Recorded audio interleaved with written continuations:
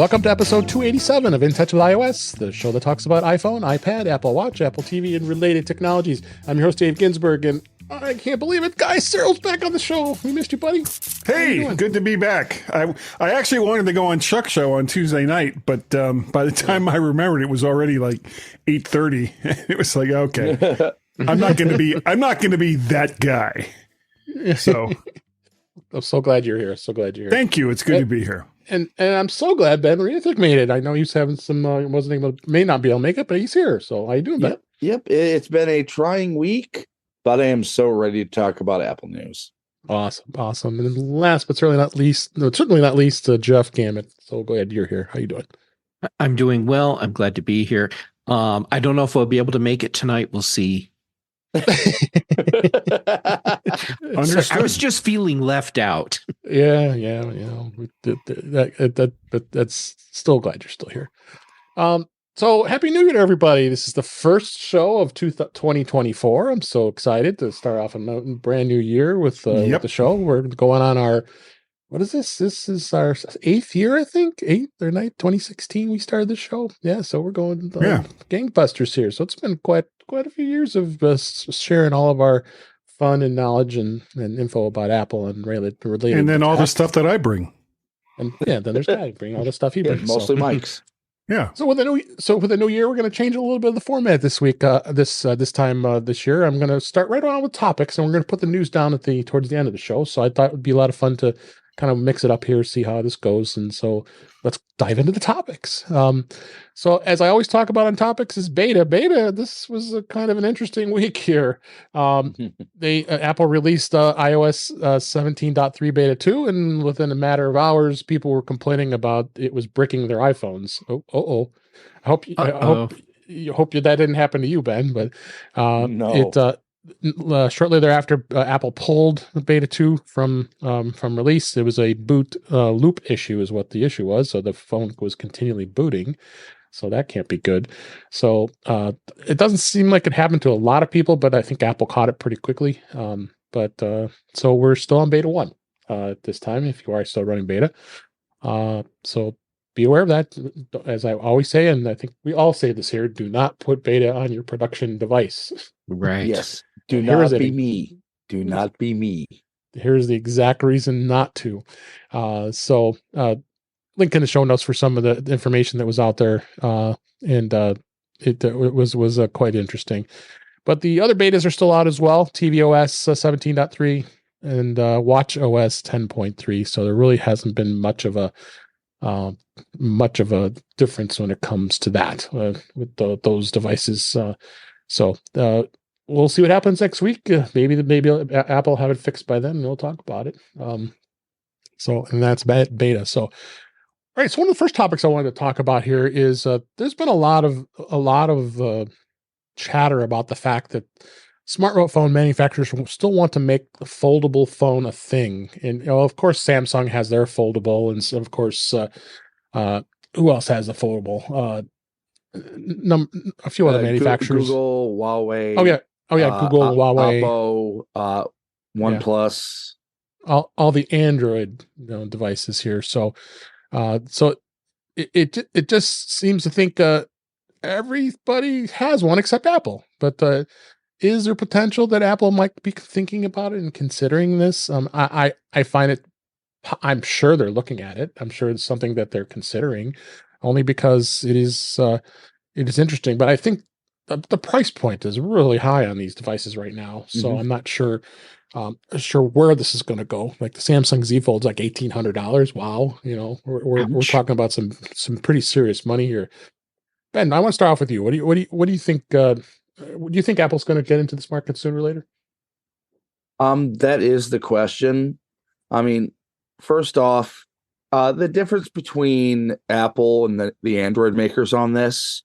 The Android makers make their prototypes available to the public. Apple does it internally. If they think they can make the right device, Apple will put it out. I think there is definitely a market for it. It's rather high end and niche, Right. But if you're that guy who really wants to have both an iPhone and an iPad mini in one device, I mean, $1,800 is about right on for what those two devices would be separately. Yeah. And where technology is going to be.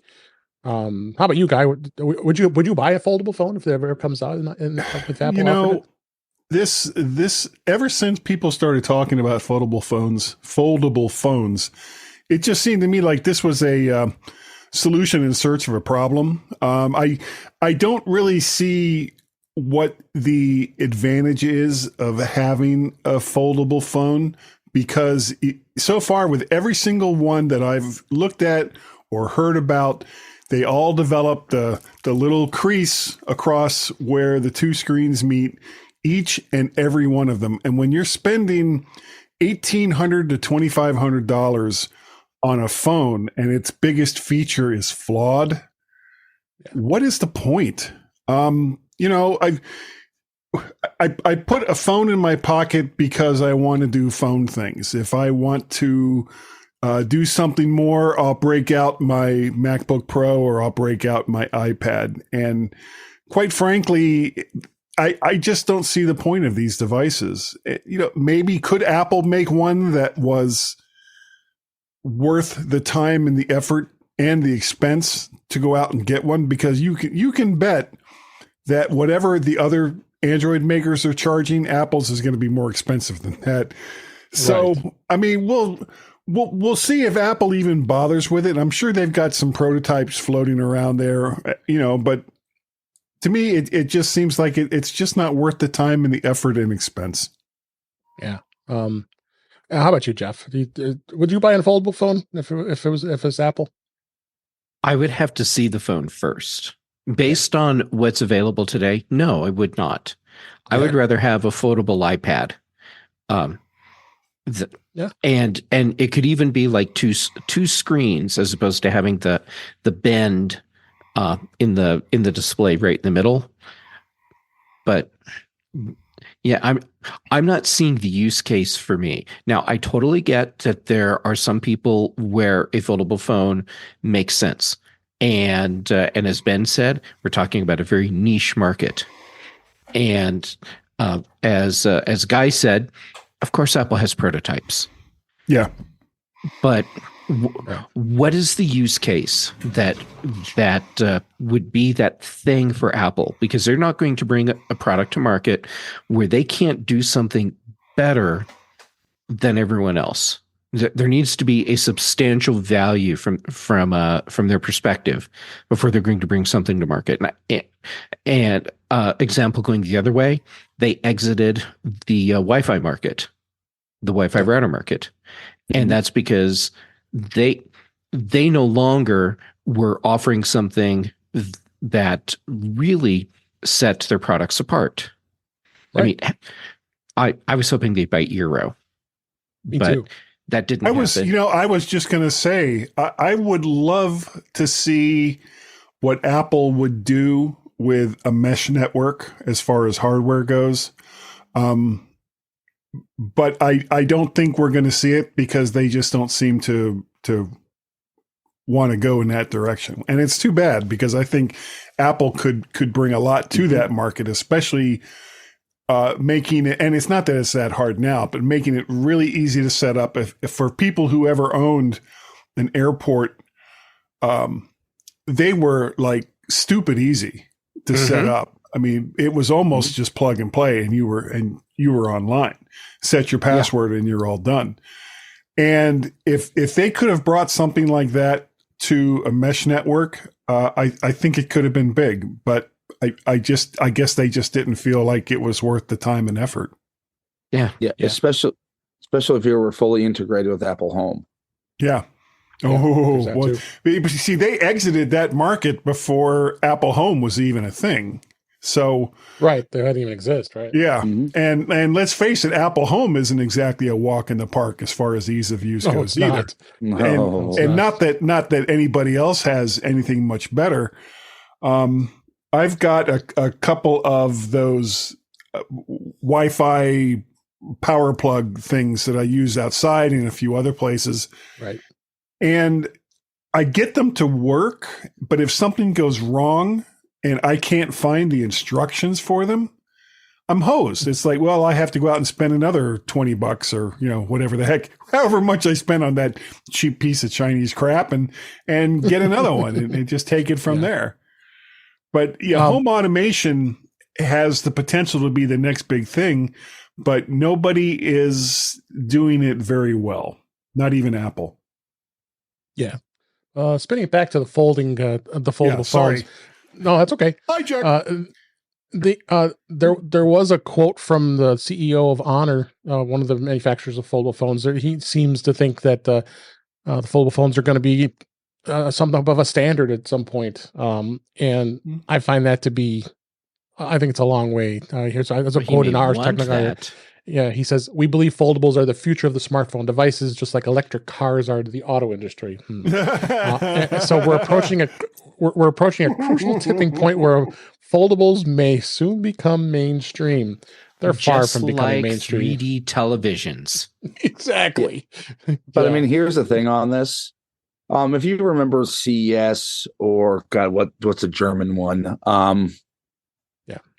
But about 10 years ago, when the first very large screen phones were being introduced, people were laughing at Samsung for releasing 6 to 7 inch phones in a time when the iPhone was still 4 inches. Well, 10 years later.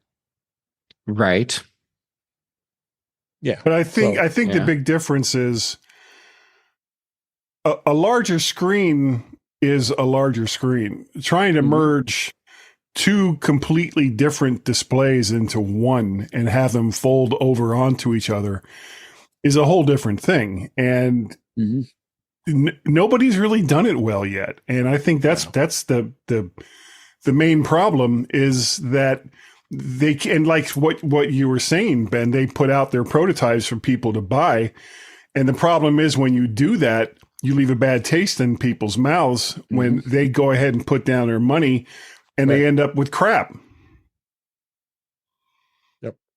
So this is gonna be interesting. I'm gonna be grabbing my box of popcorn and we're waiting and watching when this happens, because I think we're a long way away before Apple's going to even get even near to bringing it on to market until they've really perfected this device. Well, I heard that USB-C thing is like coming along like gangbusters. Oh, that's just crazy talk. Crazy talk. Yeah, we got that. So FireWire, that's the future. Yeah. Funny, I've been cleaning up my closet file and got rid of like bags and bags of cables and stuff. Yeah. And I pulled out my old WWC drives with my FireWire connection. I got a FireWire cable back on my dock here to connect them. I've got a FireWire 400 to 800 cable that cost me a mint back in the day. I look at it now and it's like, what am I going to do with this damn thing? And you hate to throw that kind of stuff away, but frame it. Oh, yeah. I just did it. So that's another topic. I don't want to go off the rails here. Yeah. So let's go ahead and move on before we go on to a subtopic here.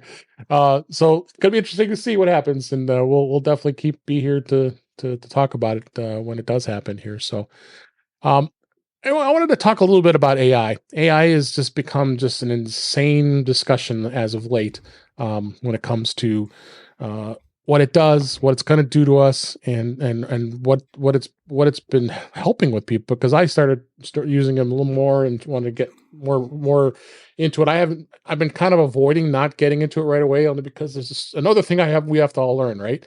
But we're going to have to at this point, because I think it's just becoming a crazy thing.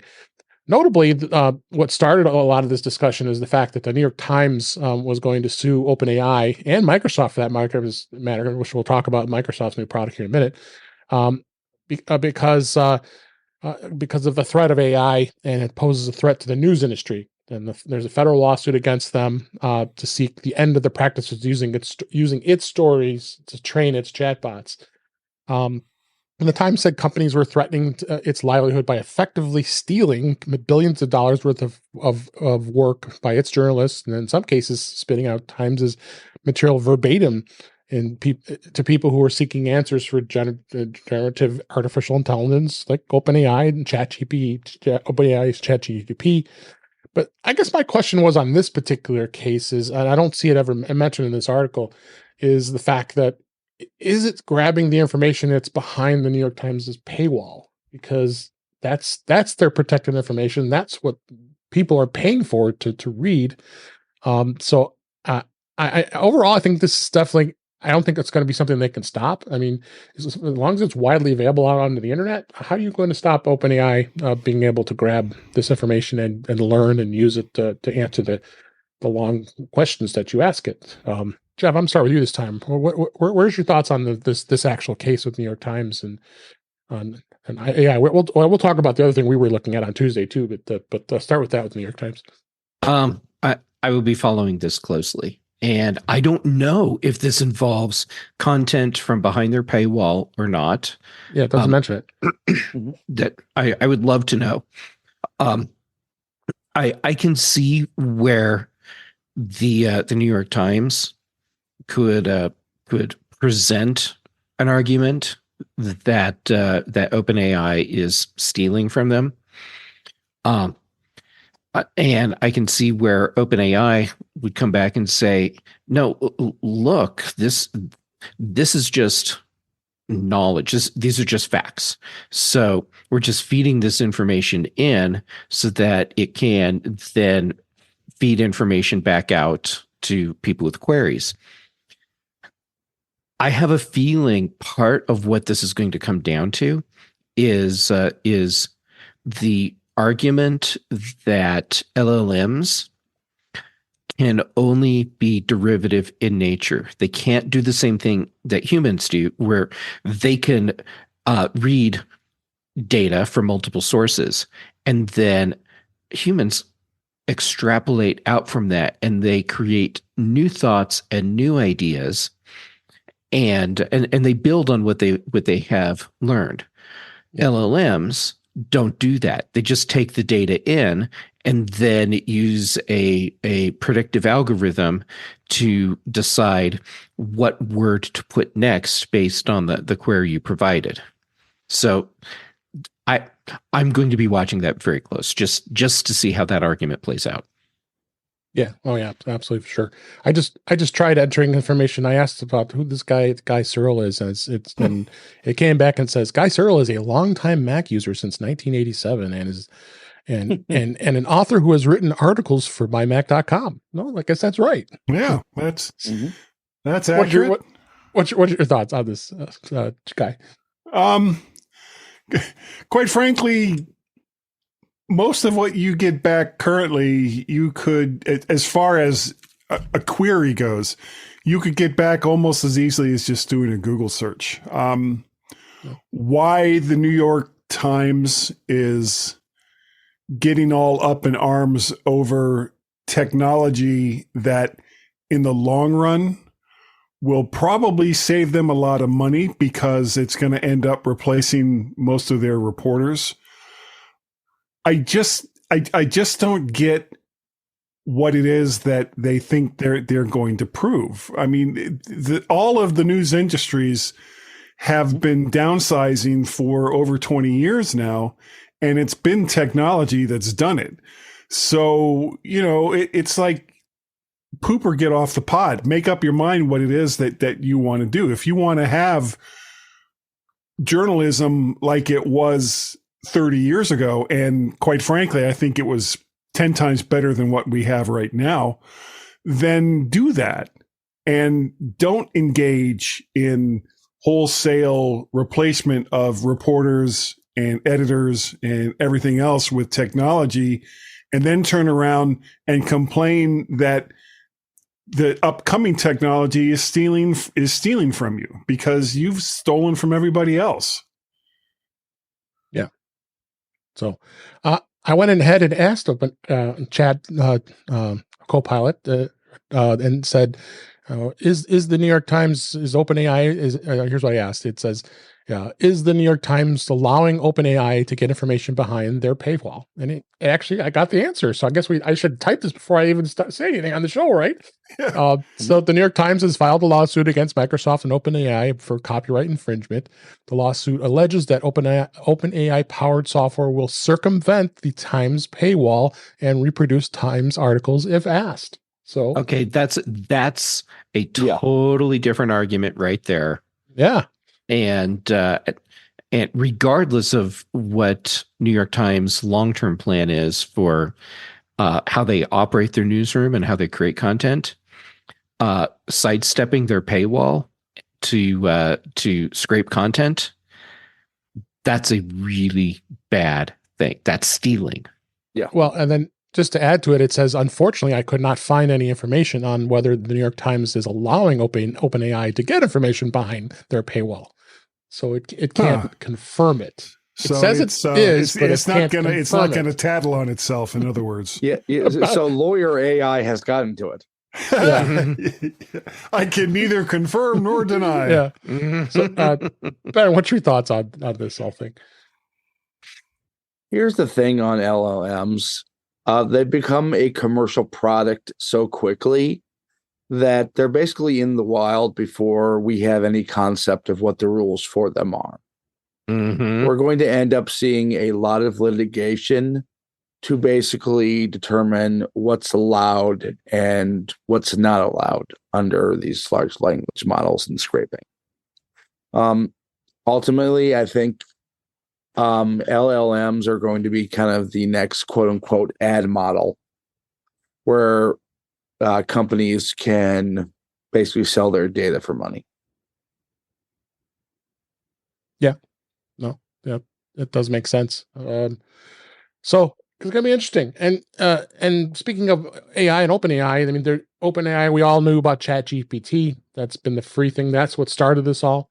And Google has its Bard, and then Microsoft came along, and at first they integrated it within their Bing search engine and put it as a part of Microsoft Edge in their browser. But now what they've done is they've now come up with a standalone app called CoPIlot. They introduced this back during Microsoft Ignite last year in 2023, and said that this was going to be something that can work along in accordance with a specific app that you download, and you can just have one place to go, and it's going to be available for you to search for things using their standalone app. So right now, it is available on iOS. You can get it on the iPhone, and as well as on iPadOS, as well as the iPad app you can install on a Mac. Because of Apple Silicon, they left that open so you can do it. So I've been using it for a while, and boy, I must say it is very interesting to see where that is. So we have a link in the show notes so you can actually go to the app and download it. So I highly recommend checking it out, because I'm finding it to be more of my de facto place to use for search for this. And you guys, have you tried this app yet? I have not tried it yet. I will, because I'm very interested in seeing what all these different companies are doing in this space. I just haven't had a chance yet. On a side note, because apparently I'm the guy that's triggering us going down rabbit holes today. Sorry about that. That's all right.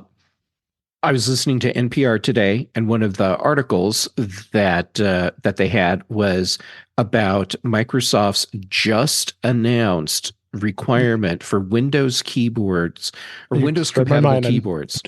I'm just putting that in the show notes right now. Oh, great. You saved me from having to go find a link. Thank you. Yeah. So for those of you that don't know what I'm talking about, Windows compatible keyboards moving forward will have to have a special key on the keyboard that's just for CoPIlot. Yeah. Yeah. Essentially, it's going to be where the print screen key used to be that nobody's used in 30 years. Yeah. So this is actually the first. Without it. This is the first time Ask they've CoPIlot, done any it'll change. tell you. Yeah. I 30 actually, years. when I saw some of the stories that you had in the show notes, I actually went and downloaded CoPIlot, and I've been playing around with it for a little while, trying to get it to make images for me. And I asked. I saw your images. Yeah. I asked it to make an image of two angry podcasters, and that ended up just being a complete nightmare. Beautiful. And so finally I said, okay, I want to see 2 podcasters, one with red hair, one that's bald, and with that's blonde. And he gave me an image that I put it up on Facebook. I'm gonna grab it. Yeah, that was it was. And then on Facebook, I said, okay, well, here's Gaz and me when we were much, much younger. And I don't know if that would hold enough fascination for me to do it on a regular basis. I know that Carl Madden over at the Mac and Forth show uses Chat GPT to generate his show images almost every single week. Yes. But I mean, you really have to have a specific term in order to get something that you want. And even with the terms that I use, I wasn't particularly happy with it, but I also wasn't going to spend, the entire evening trying to come up with a computer generated AI drawing that looked enough like Gaz and me when we were younger to bother with it. So I was like, "Yay, you have it. Good enough. Good enough." I'm looking at that image now. Yeah. And well, that's red hair. Yeah. hair. And that's It'll be in the show notes. And that's bald. Yeah, I mean, with Angry Podcasters, I'm surprised it didn't just come up with a photo of Peter.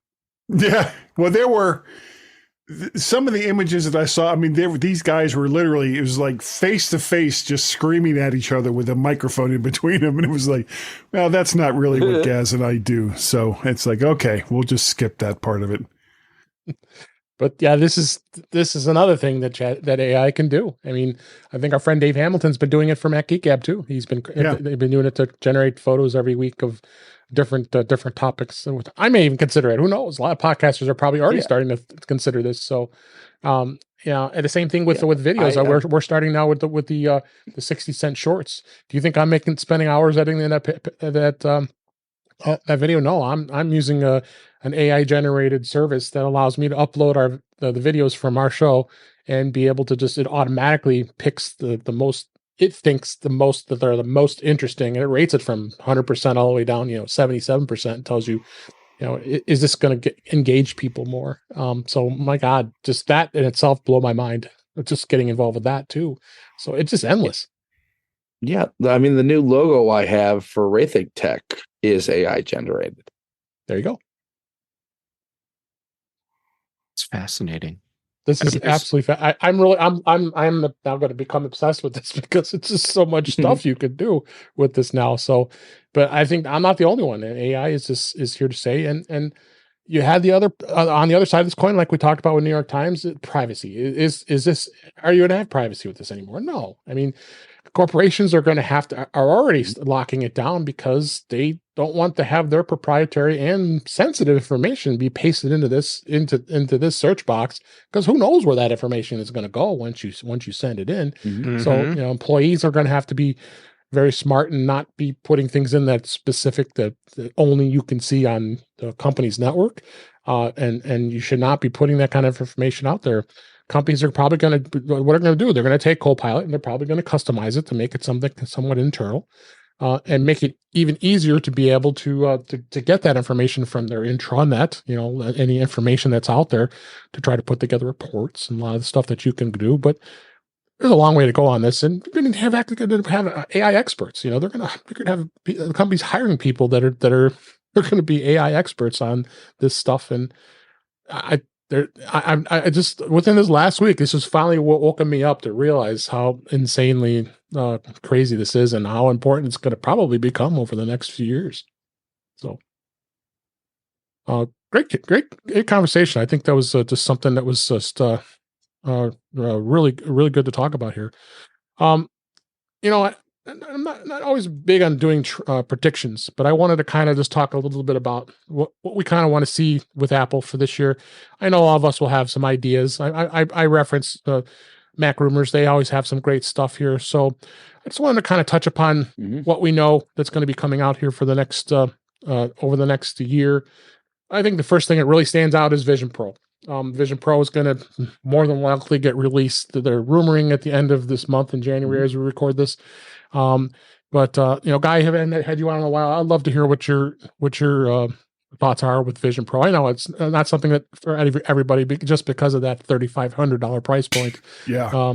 But the concept in general. I mean, what are your initial thoughts on what Vision Pro is, and is there a good future for it? Well, will it integrate with my foldable iPhone? That's what I want to know. There's that too. This is it.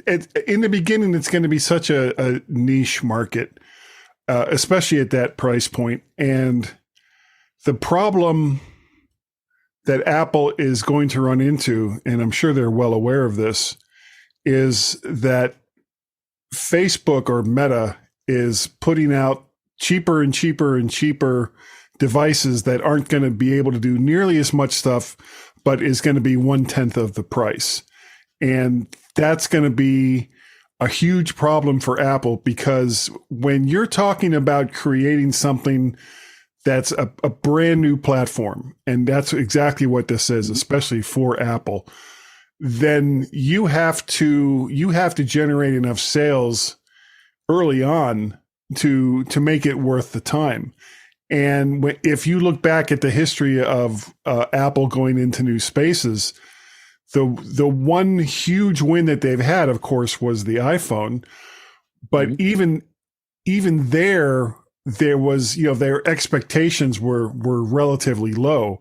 I don't know what their expectations are for the Vision Pro, but I can say that most likely you're going to see sales, I'm going to guess, less than 100,000 in the first year, if that.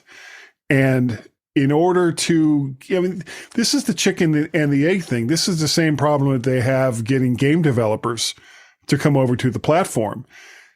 If you don't have enough users to use the software that third-party developers will make, then the third-party developers are going to tell you to go jump in the lake, that they're not going to bother to put a lot of time and effort into making something for your platform because it's not going to be worth it for them in the long run. Whereas Meta has God knows how many of what do they even call theirs? West. Yeah. There's a crap ton of them out there already. And, again, is it going to do as much as what Apple's will do? Probably not.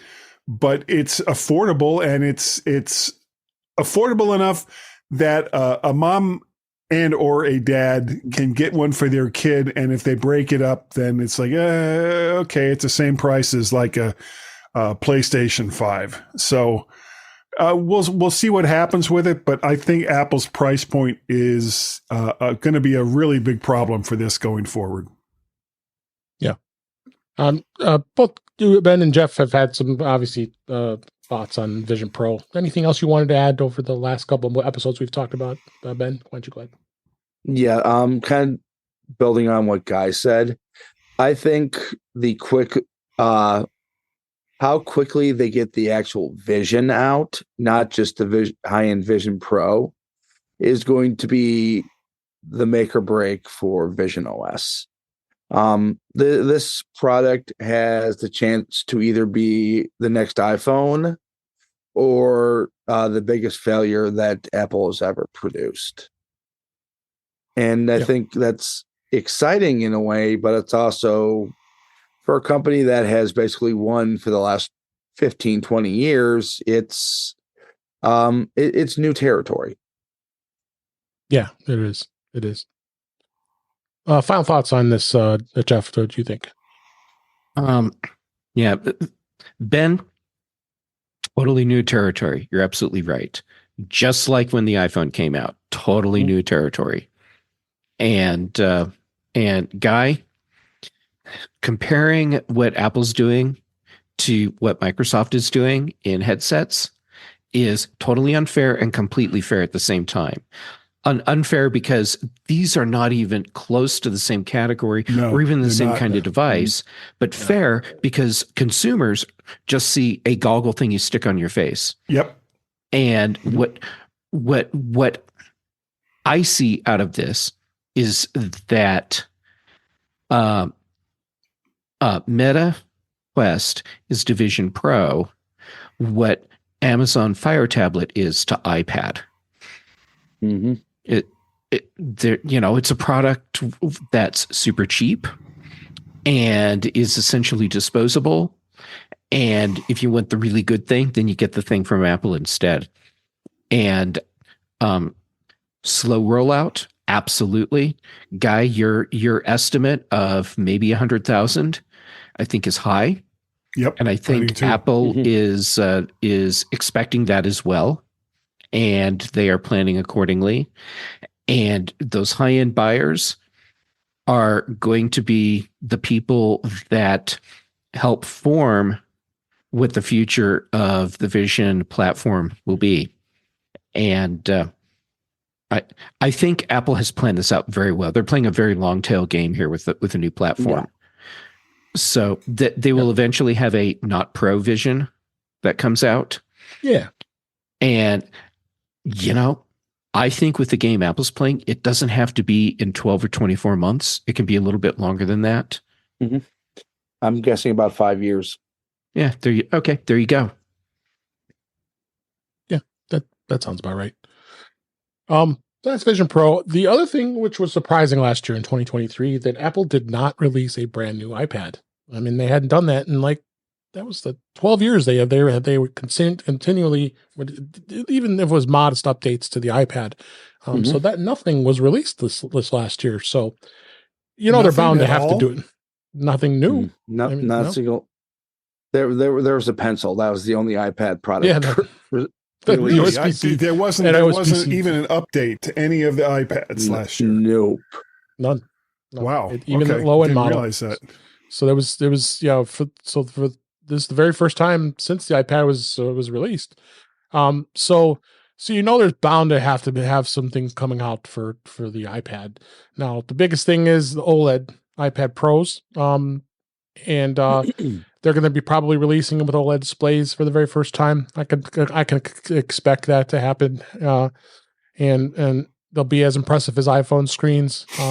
And also, I would go under that anticipation that's going to be they'll probably be bumping up the processor. You may even see an M3 the processor in an iPad Pro, and so that's going to be interesting. As well as potentially, you could even think about more storage because people are going to want to use this device more and more as a more of a dedicated device versus a Mac or a PC for that matter.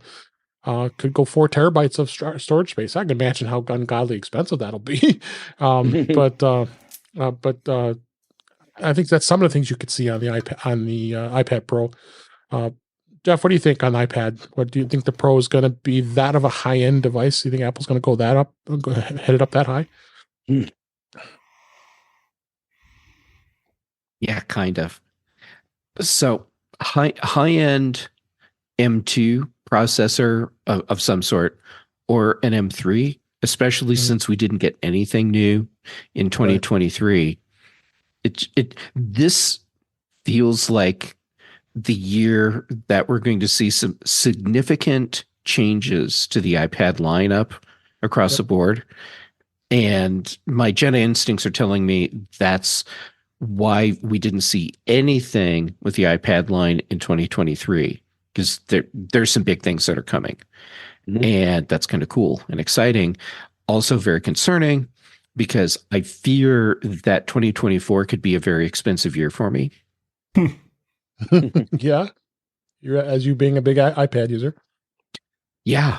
I still haven't upgraded my current iPad Pro to an M series. So I have the model right before M series.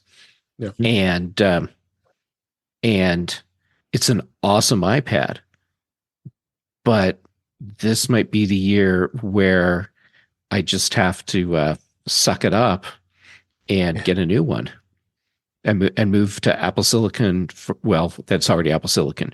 The M series M3 processors, possibly, or M2. Yeah.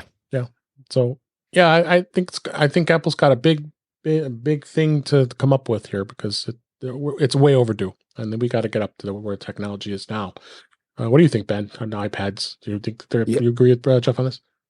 Yeah, I think we got a huge preview at the end of 2022 with the iPad 10, where the future mid-range and Pro ones will be going. Essentially, they will be going to a landscape rather than portrait device. But yeah, they're going to get better screens, faster processors, and essentially start being treated like a computer rather than a large iPhone. Yeah. How about you, Guy? I mean, you have an iPad, but are you a big user of the iPads? I am. I actually have. I went because I had that 2018 iPad Pro that I got from Warren, and excuse me, I went ahead and bit the bullet a year and a half ago and got an M1 iPad Pro.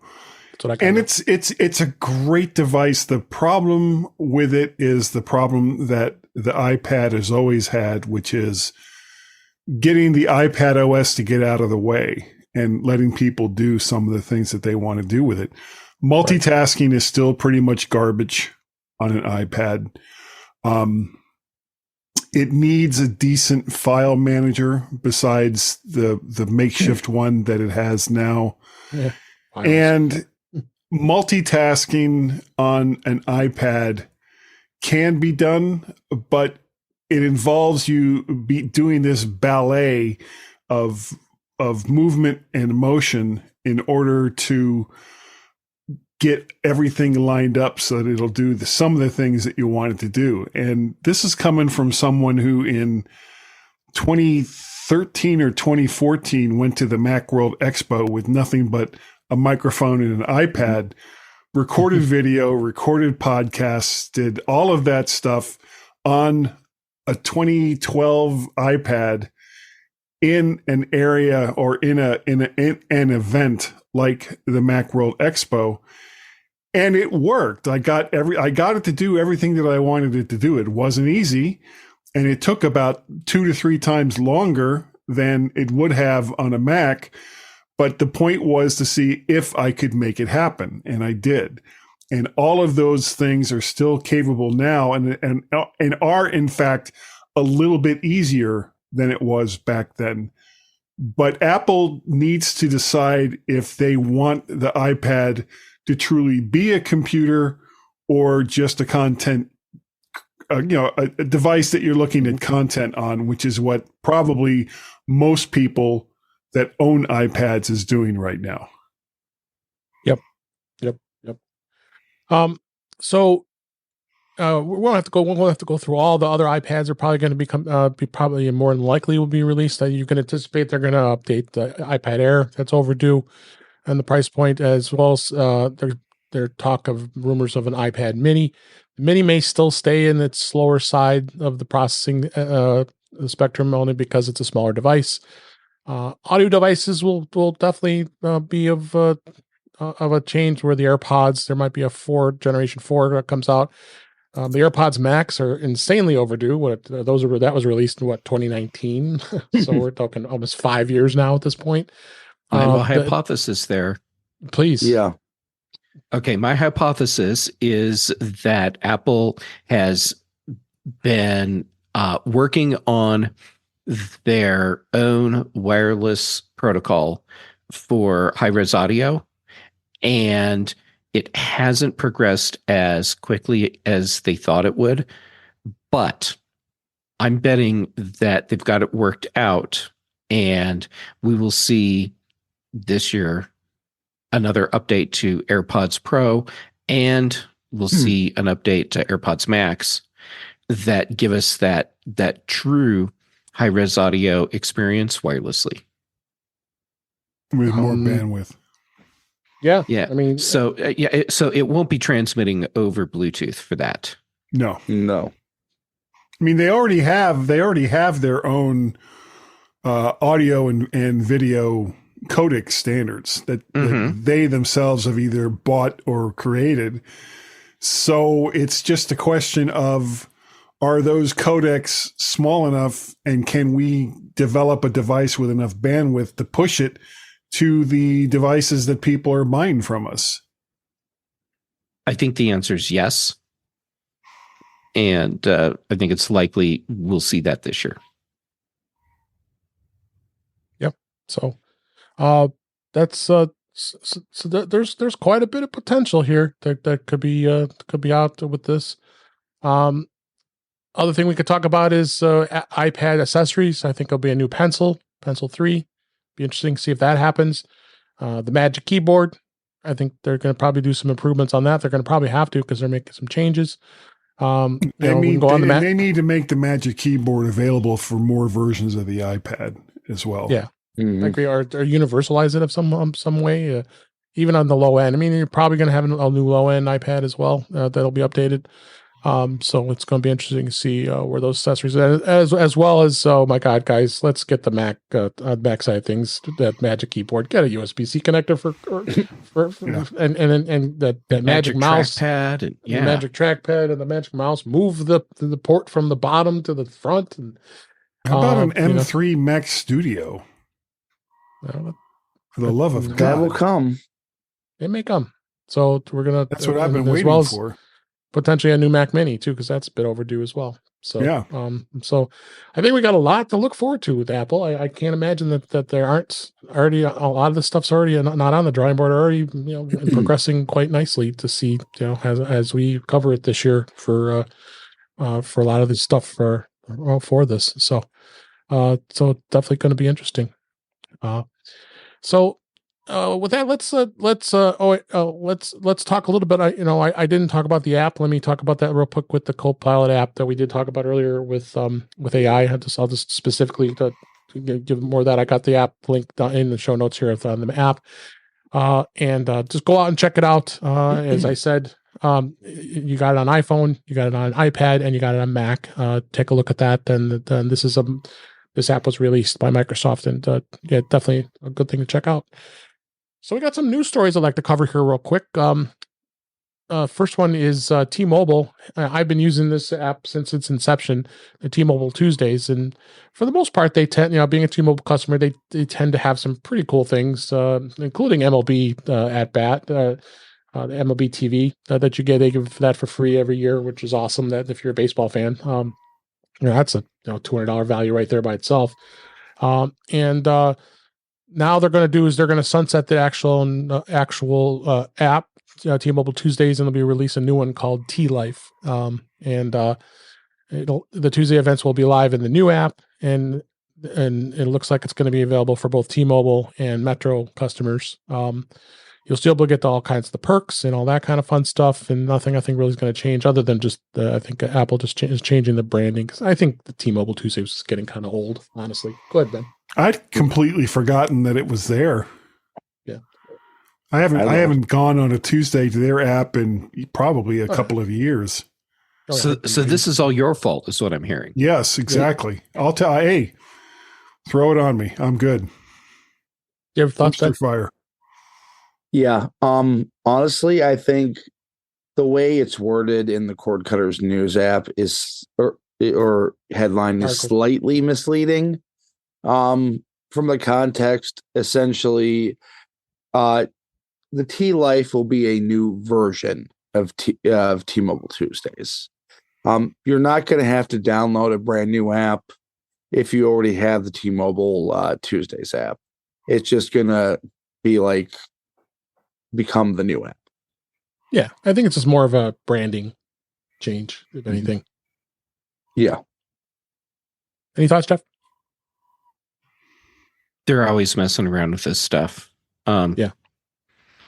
So changing the name also makes it easier for them to do special promotions on other days. Mm-hmm. Yeah. I'd change up the days. It'd be kind of fun. Yeah. So, and speaking of other new offers, now you already get Netflix as part of your package. Now they're going to offer Hulu as the ad-based version as a free perk to subscribers. There's a catch though. I'm a There's Magenta. a huge catch. I'm a Magenta plan customer, which I have an amazing rate, and I am not changing to their Go 5G Next plan because the price will go up insanely high. But of course, you get the perks of Hulu and Netflix and all this other free stuff that you get. So trying to entice people to switch. So read the fine print, folks, when you look at this. Yeah, T-Mobile says it's Netflix, Hulu, Apple TV Plus, and MLB.TV adds up to more than $35 a month or $400 a year in benefits. Okay, so the T-Mobile. So now they look at what's that? It's the T-Mobile part. I'm sorry, I started talking over you. Sorry about that. The T-Mobile part. Excuse me. The Netflix part. Holy crap! Not quite as enticing as it was anymore yesterday, because T-Mobile just announced that they're adding in ads to Netflix. So you no longer get the ad-free version of Netflix with your so they're going cheap. They're going cheap on it. They're giving me a credit, and I think that's going to stay the same, whatever the cost of that particular thing is. But I'm still paying for the HD version of Netflix, so I get a little bit off on what I pay for Netflix. But so I'll go up to like $16 now, unfortunately. So okay, but I'm still going to save more than what I would pay without this discount. Yeah. Okay. So that's cool. People that aren't paying for the upgraded version, though, they now get ads in Netflix. Yeah. Right. Yeah. Yeah. And here's the one bit of fine print on the Hulu. Yep. This free ad supported Hulu is the only thing that Disney and T-Mobile are offering. You cannot upgrade to ad free. You cannot upgrade to anything with the Disney bundle. And I actually confirmed this with representatives of T-Mobile that it will be a free ads version of Hulu only. So if you're somebody who is having the bundle, instead of having basically like $5 or $6 off, you're basically getting $2 off of what you would pay. Right. So, yeah, it's not. Don't make sure you read the fine print. I'm glad you just got that good information from Ben, and to realize that just stick with what you got. It's not going to give you much, and then plus you got to raise your cost of your plan, and it's not worth it. And then deal with ads, and that too. Yeah. Couple other Apple stories here. Apple did fix a music bug that was related to the add playlist songs setting. It last month there was a lot of people complaining about many Apple Music subscribers that the add playlist songs setting was broken on the iPhone, iPad, and sometimes even on the Mac. And after a user would toggle off the setting, the bug could cause it to turn back on, resulting in any songs that you had added to the playlist being added to their music library would be just in an unwanted manner. Fortunately, it appears that Apple quickly addressed the bug with a server-side fix, and users are no longer impacted by this issue. Given it was a server-side fix, users do not need to update their devices or go to a newer software version. But Apple never publicly announced this bug, so it is interesting that this happened and Apple just decided to just fix it and don't say anything, right? It's no surprise at all. Apple fixing something and not talking about a problem. Yeah. So it's like it's Thursday or something. Right. The real news would have been if they'd been incredibly transparent about the whole thing, talked about where the problem was, what was triggering it, and all the steps they took to address the issue. And then made a big announcement once the fix was in place, and then apologized to everyone for the problems that it caused. And gave them a U2 album. I'm still amazed people are still upset about that. Here's free music. Oh my God, you violated my privacy. No, we just gave you free music. We gave you an album. But still, it's just like, something not working. What you guys talking about? It just works. Yeah. Right. Stop holding it wrong, Ben. Yeah. Come on. Next story here. Apple Fitness Plus is now launching sound meditations, workouts for golfers, and more. Our friend Chuck Joy is probably going to like that. I don't know if he even uses Fitness Plus for that matter. Yeah. He will now. He will now. For 2024, Apple Fitness Plus is going to get some new ways to stay active and mindful. Headlining the update is, like I said, sound meditations, a range of themes that have a new program called Strength, Core, and Yoga for golfers, featuring a record-breaking athlete Rose Zhang, new episodes of Time to Walk and more. Yoga for golfers. Yeah, I'm just picturing a bunch of guys in plaid pants trying to do double dog down or something. It's like, right. no. They bend over and you don't hear anyone saying "and breathe." You hear them going, I'm stuck. And now the Titleist stretch. Oh, I get that joke. Yeah, I got it right away. So there's a link in the show notes here about more of the information about this particular updates. Apple actually released a news release on it, so check that out. So it's definitely going to be some more added bonuses for Fitness Plus. And finally, we wrap up this the show this week. I had to not mention this. Do you miss the physical keyboards? There's a new Clicks accessory that adds keys to your iPhone. BlackBerry fans are truly missing that physical keyboard on their smartphones, and they may want to check out Clicks. It's a company that's now developed a keyboard case that's designed for the iPhone 14 Pro and 15 Pro models. Clicks is showing off its keyboard. It's going to be ahead at CES. I'd be interested to hear what our friend Chuck Joyner will hopefully come across that. I'll make sure I get to share this with him. He isn't already going to check this out. And it's going to be released in mid-March. And it's going to be $159, and they're going to release also one for the 15 Pro Max in the spring. It's available in Bumblebee Yellow, London Sky Gray, and adds a small physical keyboard to the bottom of the iPhone. This is ungodly. I don't know if I would ever want this thing. What do you think, Ben? It's for a very, very specific audience. Yes. Considering who is the two people kind of behind this company, you have Mr. Mobile and Crackberry Kevin, formerly of Mobile Nations before it was bought out by Future. The one irony to this, especially with it coming out at CES, is that about 10 years ago, I worked with GeekBeat. We jointly did the CES coverage with Mobile Nation. So at that event, I have had chances to interact professionally with Kevin a bit. I can tell you this, with him behind it, this is not going to be some cheapo plastic thing that you get on. Not for that price. No. It's going to be a high quality product. I just don't know how many people there are to buy it other than Kevin. Yeah, it's going to be interesting. Guy, I know you miss your BlackBerry. Don't you want to go on and get this? Yeah. With these big sausage-like fingers, I would just love to have a keyboard that's the size for an iPhone. Please, give me some of that. Yeah, honestly, I wish this was out about 5 to 6 years ago.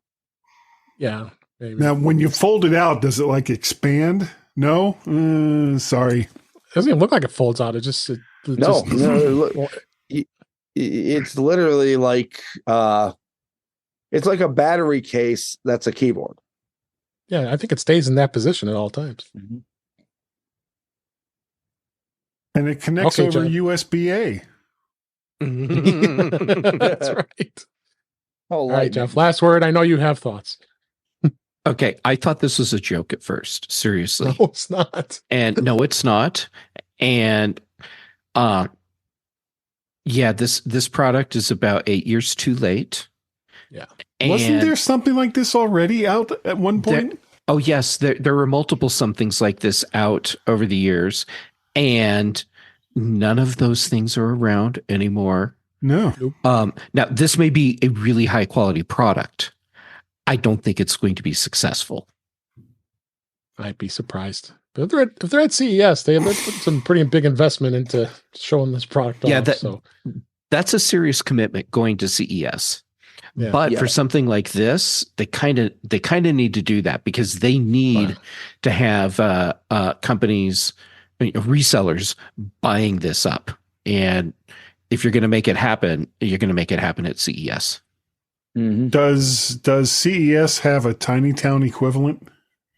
Yes, but it's like all these little booths where everything is in Japanese or Korean and Martian. And, actually, I've never seen Russian in that area.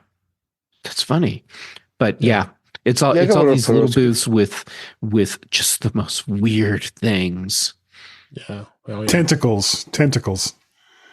And tentacles, yes. Yeah. For those who are watching live, Brian F., thanks for being here tonight on youtube.com/intouchwithios. He had a comment about this case and said that it seems like there's always going to be a segment of the population that likes a physical keyboard for their iPhone. Yeah. Yes, there's probably a segment of the population that likes peanut butter on their iPhone as well. Doesn't mean it's a large enough segment to make the product successful. But for both people that really want this is probably going to be a really nice product. Yeah. And get it while it's still there because it probably won't last long. It won't last long. Good way to wrap up the show for this week. A fun way of looking at a keyboard that no one wants their iPhone. So, what a great show! This was just a lot of great discussions, a lot of great topics. I appreciate everybody being here and listening, and you guys here as well. So, let's go ahead and wrap up for this week. That's a wrap for this week. Please send your comments, questions, and suggestions to our email address, which is feedback@intouchwithios.com. You can follow us on Mastodon, which is at intouchwithios at techhangout.social. Support the show by buying me a coffee at intouchwithios.com/coffee. We would really appreciate it. You can become a patron of the show by going to patreon.com/intouchwithios. We have 2 tiers available to support the show. We would really appreciate it. Make sure you like, share, and subscribe so you're notified when we are live streaming, which is at 8 p.m. Eastern Time, 5 p.m. Pacific, on our YouTube channel, which is youtube.com/intouchwithios, where you can watch the current and past streams and past live streams, as well as listen to past shows. Visit In Touch with iOS magazine on Flipboard, where many of the topics we discuss are flipped into that magazine. The link is in our show notes.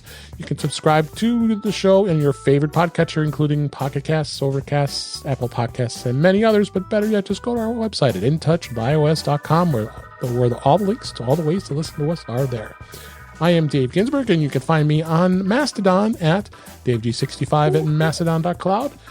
And Guy Serle, it was so great to have you back. It was good to be back. I've been trying to get to get back out and get on other people's shows again, and it's just things happen. They do happen, but you were here and we had a blast. So where can people find you? Thank you. I appreciate it. And we're going to find you. Okay. Plug my stuff. There we go. Plug my stuff.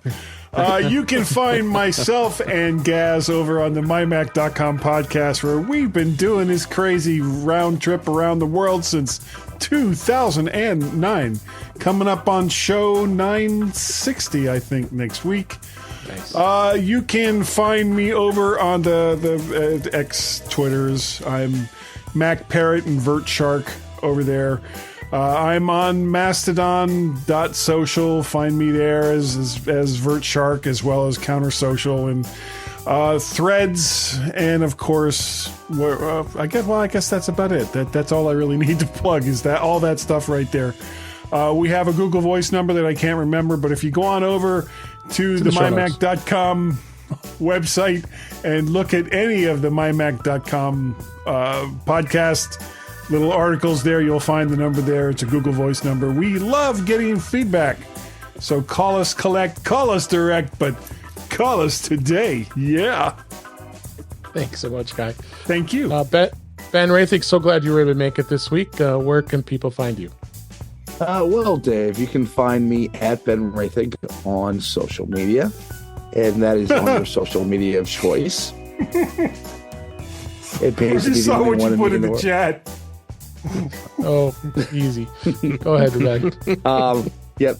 You can find my website at Roethig.tech. That website will soon be going over a bit of a transition. But the original blogger websites will still be Oh, kitty. available. Yep. New kitty. During the transition. On Tuesdays, you can find me on Mac Voices with Mr. Chuck Joyner. On Thursday and Fridays, you can find me on the Big and Mac shows with Mr. Jeff Gamet as the interim host. And of course, every Thursday, you can find me here on In Touch with iOS. Thanks so much, Ben. Glad you made it. How long and have last- you been the interim host there, Jeff? Well, go ahead and Longer you can than go ahead and Steve close out Jobs Jeff, interim host. and you can answer that.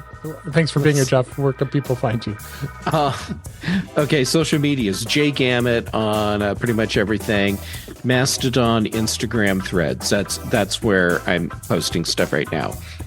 Then for podcasts, Tuesdays, Chuck Joyner's Mac Voices Live. And then here on Thursdays with you, Dave, on In Touch with iOS. Then on the British Tech Network, Thursdays for the Big Show, Fridays for the Mac Show. And Brian Chaffin and I, we do the Context Machine. Guy, to answer your question, I've been the interim host for at least 4 years, probably longer. Yeah. At what point are you just the host? We could talk about that after the show. Yeah. But thanks so much for being here, Jeff. I appreciate it. And thank you for listening. I really appreciate you listening to the show. What a great start to the new year in 2024. We got plenty more to talk about. Next week is CES, so I'll be kind of scanning the news to see what all kinds of great stuff that is being announced. I can get the press releases and a lot of information. So we'll definitely be having some CES coverage over the next couple weeks. But until then, appreciate you listening, and we'll talk again soon.